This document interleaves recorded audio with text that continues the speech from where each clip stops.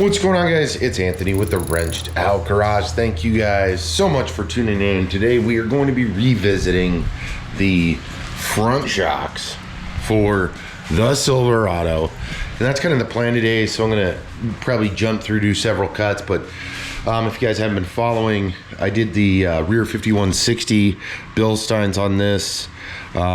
These guys have been sitting here. These are the 6112s for quite a while, simply because of weather and time and everything else. So the plan today is I'm going to show you guys just for you, quick install, uninstall, and we're going to get those on. I will probably do a follow-up video kind of talking about the ride quality so I can get some miles on the truck with them and better explain that portion, because obviously if I just put them on, talk to you about it, doesn't mean a lot. Anyways, the truck has a Z71 package, which is obviously these Rancho shocks. I already got the truck kind of lined up here, took the cap off. So essentially what I'm going to attempt to do in this situation is I'm gonna unbolt the top and unbolt the strut, obviously take the wheel and tire off, try to pop it out, try to go that route, loosen the sway bar, and that's kind of my hope. Now, a couple things to remember, at least for my setup, is if I remember correctly, got a quarter plate or a half-inch plate up on top. I think it's a quarter plate, and then the 2-inch lower shock riser. So what I'm going to do with that is the lower shock riser I'm going to take off, but the upper plate I'm going to leave in there. Well, actually, you got to take the top of the top. I'm going to take it all out and then put it on top of here. So with your 6112s, you do have to use the stock hardware, with the exception of the strut mounting bolts that I was just pointing out. But I will be using that plate, and here's why. So these guys are fully adjustable. I talked about that before, but on the Chevy it only goes up to, I believe they said, like 1.85 inches, and on my truck I did the stock rear, if I remember correctly, is 2 inches. I went up an inch, so it's, instead of a 2-inch block, it's a 3-inch block. And so if I leave the 3-inch block there and only go up 1.85, it's going to leave quite a dramatic kind of slant to the truck, or rake. So I am going to go ahead and put that plate back in on the top and then take it out. It shouldn't affect it. It's really a small plate. You guys will see it once I get it out, but that's really the plan today. All right, so we got the wheel off. There's those power stop brakes. Those are looking good. I gotta clean my driveway today, and then I'm gonna clean all this up, but that's a mute point at the moment.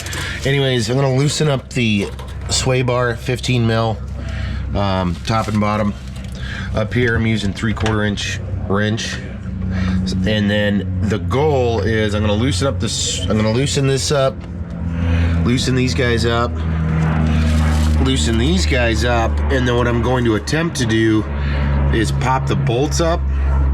And I know that it's under tension and it's going to be quasi difficult to do, but I'm going to end up hopefully getting the bolts, well, maybe not. I got to remember how I got the bolt under that drive line. I didn't pull out the shit. Maybe I did. Maybe I pulled out the CV axle when I did it before. I don't know. We'll figure it out, or actually maybe I have to lift this up.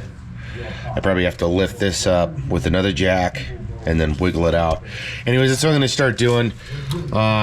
And then we'll update. What I'll do is, instead of sitting here watching me or me speeding it up, because I do that a lot in my videos, I'm just going to do exactly like I said, and then I'll jump back in and kind of give you guys an overview here shortly. Let me just get that done. 3 bolts up top, sway bar, start messing with that. We'll get ready for dropping this out. Now, these are the components that we're going to end up reusing right here. This little rubber piece, there's a stopper in there, or an insulator up in here, your isolator up here, and that's the reusable parts we're going to end up throwing on to the other one. But you can see, and I'll show you guys on the bench, the sizable difference from the Rancho over to the Bilstein, which is going to be pretty cool to see. So let me put this down. get into this and we'll get this going. All right, guys, back again. Gonna give you a quick update and then I'm gonna continue working on it, but let me show you a couple of things. So your Bilstein kit comes with 6 of these. One is for the front, and then the other 2 are for the lower. So a minute there I was kind of hung up because these are the stock. I kept these are the stock mounts. And on the Rancho shocks, this clips into this, goes through the knuckle, just like that. I obviously switched over to Monotube, which is this bolt, which is gonna be a pain to remove, but I got this one out, so essentially it sits in through there, just like you see right there.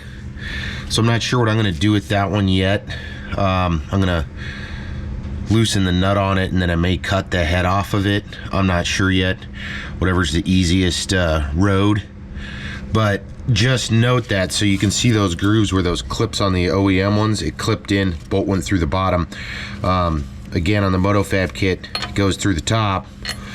And when I did this before, if I can't recall if I took this plate or took this off, or I figured out how to wedge that bolt in there. We're gonna find out here pretty quick once I unbolt it, but I just wanted to let you guys know that if you are messing with a kit like mine, or if you get these stock ones out and you're wondering what bolt to use, because obviously this, let me show you, this is not gonna work. There's no grooves for it. This lower portion, the T-bar, whatever you want to call it, is obviously too wide. Bolt goes through fine, it just doesn't work. So all right, I'm gonna go mess with the truck, the other bolt, and we'll get back to you. All right, so change of plans here. I was gonna try to cut that bolt, but because of the tension on it, I did end up go ahead and taking the tie rod, unhooking that, and undoing the upper ball joint. There it is. So now I'm gonna just pop it out and keep going. I didn't want to do it, but on your stock, if you are running a stock unit, you don't have to do that. Just do what I was doing. Your bolts will go down instead of up. Your axle won't be blocking it, and then from there it's a lot easier because then you can just kind of pop this off the control arm. So I'm gonna disassemble this and we should be good to go. All right, that was quick. I just unbolted it, slid right out. Anyways, I just wanted to show you guys kind of a comparison and what you're gonna have to do once you get this out. As you can see, the diameter of the tube itself, dramatically different. Kind of the sitting height, obviously there versus there. This is still under tension. I'm gonna ratchet it down, take the springs off, but I just wanted to kind of I'll show you guys once this is ready to go. There's those clips I was talking about, that these used to sit right there, and then if you're running stock on a Chevy or Sierra, this will clip in, and then this bolt's going through the bottom. So if I were you, I would just loosen the rear sway bar, undo these bottom bolts, undo the top bolts, and then knock this bottom out. It's a little bit of tension, as long as you got your truck jacked up appropriately, and you should be good to go. A lot easier than what I have to do, because unfortunately with the Monotube kit, this bolt was going through the top and the axle was blocking it. So that being said, I'm gonna jump to this. We'll jump over here, hopefully in a minute for you, hopefully a few minutes for me, so I can swap this these parts up top, and we'll be good to go. Here is that plate that I was talking about, just so I can get that little bit of extra. It's not huge on this one because this lifts it. So, all right, I'm gonna get to it. All right, guys, so this to me is kind of the meat and potatoes of the suspension upgrade of the Bilstein versus the Rancho. I got a lot of work if you're doing this at home. Obviously, if you drop it out of shop or you got a full auto shop, not as much work, but at home it is. So let's dive into the particulars, and then I'm gonna obviously put the passenger side back together, jump over to the driver's side. You guys probably won't see any of that because I'm gonna end the video relatively soon. But I do wanna show, because it was unclear to me, even from their Bilstein's nice write-up, it's an enticing marketed thing. But let's do it side by side. Z71 shocks versus the Bilstein. So first, you obviously have the Ranchos right here. Let's put them as close to side by side as I can get them. So there they are. So obviously I'm gaining that much space. They cap at the same, they're pretty close to the same length overall. I think the tip, this is a little bit higher, but overall they're the same. Obviously the spring is adjusted forward. Diameter of both shocks, obviously clearly different. You got 67, I don't remember what these are, if these are like a 48 or something, as far as the diameter goes. But then jumping over to the springs, this was a thing to me with the marketing. I feel like Bilstein could have did a lot better, because they didn't really talk about it. They just said it's a better spring, so forth, in which you would hope, right? Or else you're just really buying a shock and a replacement spring. And this is actually sitting forward, so that's more of a real, sorry about that, more of a realistic difference, which to that does not look like 1.8, but with this gap, I don't know. Anyways, so this, let's look at the spring differences. The height of the springs are very, very similar. You know, you've got let's see, 1, 2, 3, 4, 5, 6. 6 spins, 1, 2, 3, 4, 5, 6, 7. So obviously you've got one extra spin on this. The diameter looks similar. This does, the Bilstein, if you're, I don't know, it's hard to tell and the camera's not going to pick it up very well. This looks thicker.